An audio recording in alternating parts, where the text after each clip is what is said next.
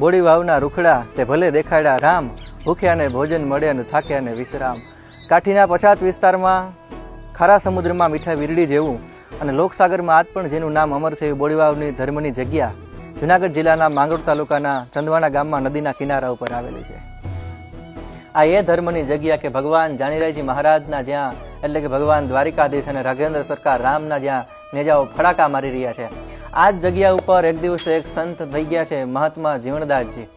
એક દિવસે સંત નીચા નેણ ઢારીને બેઠા છે અને 5 માણસો આવીને પૂછે કે બાપુ આપ કેમ આજ નીચા નેણ ઢારીને બેઠા છો? આવી ઉદાસતા સંતને દમન આવું શોભતું નથી. સંત કંઈ બોલ્યા નહીં. 5 માણસોમાંથી જે આવ્યા હતા એ પ્રશ્ન પૂછે છે અને એમાંથી 2 ટેલિયાઓએ કીધું કે ગઈ રાતે અહીંયાની એક ઘોડી જે હતી એ ઘોડી ચોરાણી છે.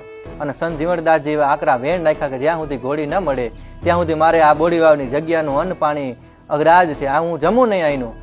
અને એ ઘોડી એમ કહેવાય કે ગોતવા માટે થઈને આખા પ્રદેશોમાં વાત માંડી ફેલાવવા. ગામમાં હાહાકાર મચી ગયો, આજુબાજુના પ્રદેશમાં હાહાકાર મચી ગયો. માંગરોળના નવાબ આવીને પૂછવા માંડ્યા, માંગરોળના જે કંઈ મહારાજા હતા એ માંગરોળના મહારાજા આવીને પૂછવા માંડ્યા કે શું બનાવ બન્યો છે. અને વાયુ વેગે એમ કહેવાય કે વાત માંડી ફેલાવવા. જેમલ મેર કરી અને એક થોડા સમય પહેલા લૂંટારો જે હતો, પણ લૂંટારો આ જગ્યામાંથી અહીંથી નીકળતો અને આ બાપુનો સહવાસ થયો, બાપુનું મિલન થયું એટલે જેમલે લૂંટારાના જે કંઈ ધંધા હતા એ મૂકી દીધા. આ જેમલને ખબર પડે કે મારા ગુરુ અને મારું ગુરુદ્વાર જે કહેવાય તુંબડાનું તરવાનું તુંબડાનું ઠેકાણું જે કહેવાય એ બોડીવાવની ધર્મની જગ્યા ઉપર તો ઘોડી ચોરાણી છે. એમાં એ જાનીરાયજી મહારાજ ભગવાનની ઘોડી ચોરાણી છે. કોઈ માણસ એના ઉપર બેસીને હગે. જ્યારે કારતક વદ આવે ત્યારે એ ઘોડી છે એ ભગવાન જાનીરાયજી એના ઉપર બેસી અને ગામની આ ગઢની બહાર નીકળતા એમ કહેવાય કે.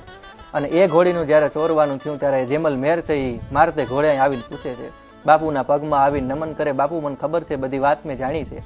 જેમલ મેર આવીને કહે કે બાપુ બધું જાણીને આવ્યો છું હું અને તમારી પ્રતિજ્ઞા એ મારી પ્રતિજ્ઞા છે. ઘોડી જ્યાં સુધી મળી ન જાય ત્યાં સુધી મને પણ સુખ સેન પામે નહીં.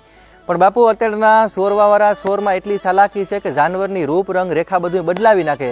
પણ મેં ઘોડીને નથી જોઈ અને ઘોડી મને નથી જોઈ એટલે હું ઘોડીને કદાચ ઓળખી નહીં શકું. પણ તમે જો અમારી હારે આવો તો ઘોડીને ઓળખવી, ઘોડીને લઈ આવવી વહેલી હેલી બને છે.